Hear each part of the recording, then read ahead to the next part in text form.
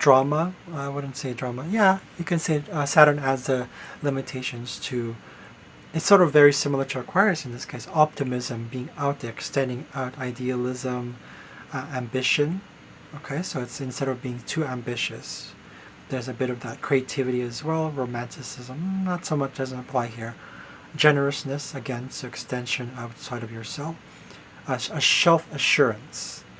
Um, so there might have been issues about insecurities and overcompensation to be vanity, consciousness about status, okay, ridicule. So it might be overcompensation in not only communication but in a societal way, like how he is able to be kind of radical, impersonal, rebellious. So that's the Aquarian part, along with uh, pride, so being boastful and pretense, and also being in control. So it's all about that independence, control sort of thing. It's also autocracy, autocracy. So yeah, independence. You can say it's very similar to that, or being ruled by just one. I think that's what autocracy is. But basically, so a lot of the vanity stuff, a lot of altruism question, he's had to go through that and overcompensate. So the way he communicated was probably because of a third house here, was very. He's had experiences for himself, and how his interpretation of the external world to, how do you call this, be less of those things.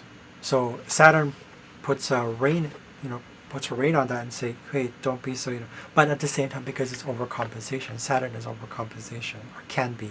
If there's too much limits, then there can be a sort of a sense of coldness, like very like distance and like just complete like, you can say aloof, but more like just insensitivity, just like no, and this is me, especially because it's tied to the sun here. It's like no, this is me, I don't care about you, I don't care about you. So at least the way he communicated that and how he related with others, because we're still looking at Venus here, it's all tied in. So but he's had to go through that and really change that. So Saturn here gives him both limitations but also wisdom, right? So it's very interesting. Same with Jupiter. I kind of question Jupiter, whether Jupiter is a bit of like wisdom here, because Jupiter is all about optimism, but it's similar to Saturn in where I read that it's both about faith, but faith in Saturn is more about faith through hard work, faith through discipline, faith through continuality, faith through stability. Whereas Jupiter is faith through letting go, faith through acceptance, faith through expansion, faith through growth. Right, so they're both faith-based planets. But here we have only Jupiter and Mercury in perfect conjunction, actually. So I would say that he did have limits and limitations and overcompensation when it came to specifically relating and being able to express himself through people. But at the same time, there's also situations where he came across able to communicate in a very unusual, you can say jolly, sort of humorous way. And it makes sense because we have Jupiter here with perfect conjunction to his, I wouldn't say necessarily perfect, but yeah, because it's 14 degrees to Mercury. So he's able to communicate himself in a very unusual, very also fast-thinking kind of way, but it also grows because of Jupiter, and kind of probably exaggerates. So he probably exaggerated a lot. This is why he's probably in comedy, or he became comedian, right? So, and we have here conjunct, I see right here, conjunct, a square to his Neptune in the 12th house. Perfectly placed though, Neptune is in the 12th house. So any sort of issues he's had with illusions of that, he's probably became a subconscious part of his life and living, that the way he communicated himself was, he has all these things that he hasn't dealt with, and maybe it appeared in his dreams, sort of things that kind of just subconscious, sort of automatic, and it just became sort of. But he also got wisdom from that, because in this case Neptune added some wisdom to that, if he was able to bring it to consciousness, right? 12th house is subconscious, where 3rd house is conscious.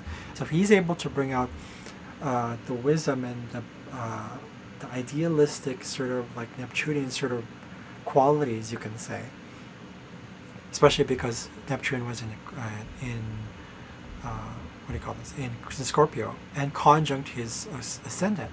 So if he's able to learn from those processes in terms of like the way he comes off as mysterious, or the way he comes off as like, we're not able to read you, right? Because right away we know we have Pluto here in retrograde, but Pluto rules his Neptune and his ascendant because of Scorpio. So that means that there's a lot of processing of power struggles and wounding and deep transformations with his own illusions, delusions, and dreams, and probably even addictions. In my previous video, I talked about addiction, so that might have been also the case where he's had certain addictions that he hadn't been able to deal with when he was younger. Now, as he got older, he's able to deal with that stuff. I think he has some addiction problems, or I'm not sure, because it's in the 12th house. It's sort of like swept under the rug, right? When you're younger, you don't know how to deal with that stuff. It's too complex. It's too blah, right? But then as he got older, he's able to learn from that and say, wait a second, let's expand on that. Jupiter's saying, let's give it more optimism. Let's give it some more punch, right? But surprisingly, he's able to experience that through his emotional transformation in Gemini, flexibility there through his 8th house. So even though he's had all these like things that he hasn't dealt with, or what do you call this? Yeah, things he's not able to deal with in the 12th house, was eventually guided through experiencing ups and downs emotions, specifically analytically speaking through Gemini, right? But then again, we have Pluto there. So Pluto was square to his moon.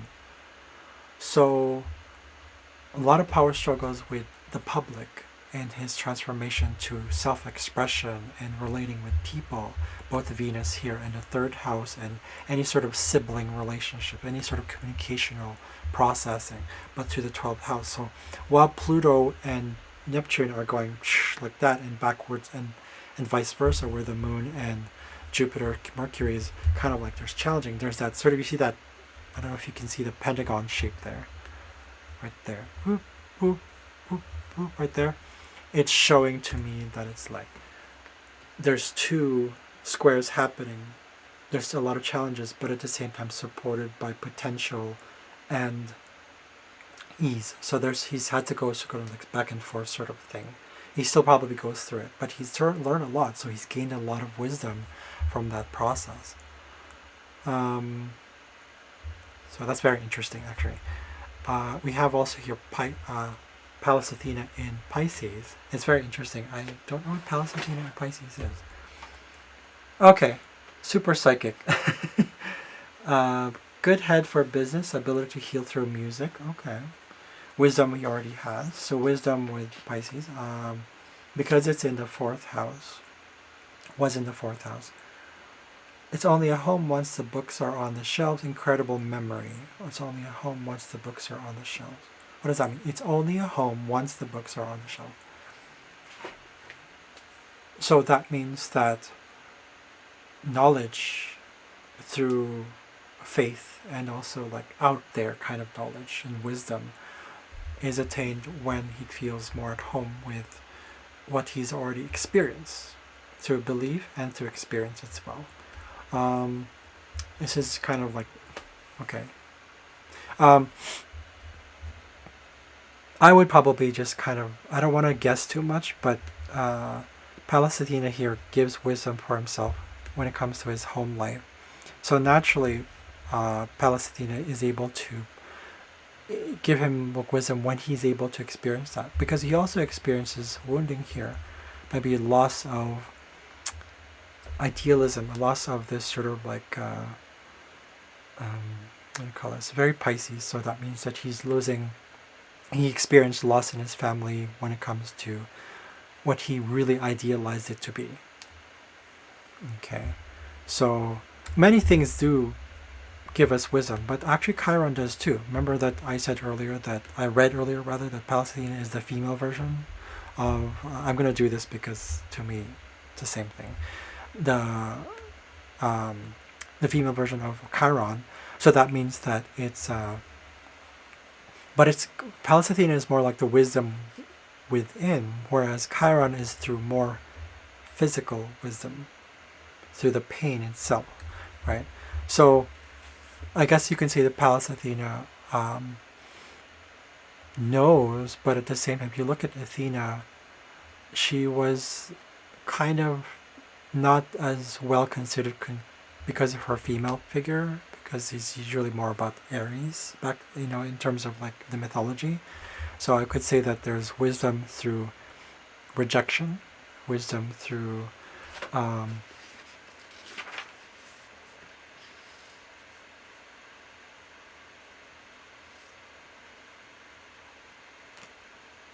wisdom through independence, wisdom through just kind of, I guess you can say that kind of distance from other people, because she wasn't married, she didn't have anything like that common people had. So it's like it's kind of like that position of being a leader.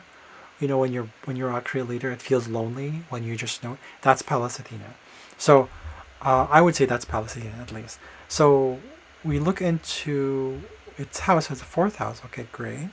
And then we look into where's that? Okay, sorry, Neptune, of course. So Neptune rules for Pallas Athena, or sorry, Jim Carrey's Pallas Athena. So that means that um, there's a Scorpioness about it also. So that means that tenacity is included there.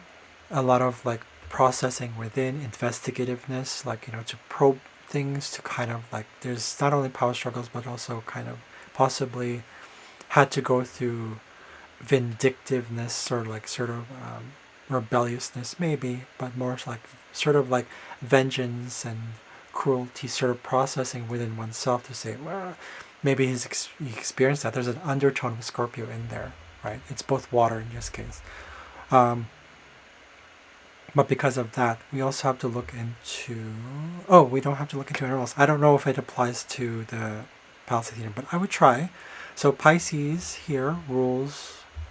No, it's Aquarius rules this fourth house. But we have to look into the Pallas Athena, according to this right here, coincides with the signs of Leo, Libra, Aquarius. That's a little messy. I'm not going to go there. But in any case, all I know is that I don't know Jim Carrey, so all I know is that he's probably had to go through maybe sort of like knowing a little bit more than his family, like knowing something that they didn't, especially because we have Aquarius here, Aquarius Mercury here, but also Saturn is guiding the sort of that Capricorn sort of thing, right? He sort of has to know what to do with it, but at the same time, the flexibility that's also wisdom. Gemini, just because it's like in the lower sign, it's not as wise as the ones in the southern hemisphere. Remember, southern hemisphere is north here in astrology, and the southern hemisphere is not the southern, it's actually northern hemisphere. So there's wisdom in that too, because Gemini talks about adaptation. It's about adaptation, it's about flexibility, it's about it may seem like an indecisive thing, but it actually gives a lot of wisdom to being open. It's childlikeness, right? It's ruled by Mercury. It's a youthfulness, childlikeness. So, so in any case, those are the things that I noticed, that I guess the general experience of what Jim Carrey had to go through in terms of wisdom. The theme of this whole thing was about wisdom. So I hope that helps. I hope that gives some sort of insight. I'm sure there's more to talk about. I don't want to go through the whole thing, but in any case, yeah, I hope that was at the very least informative. In any case, I will see you guys later. Bye.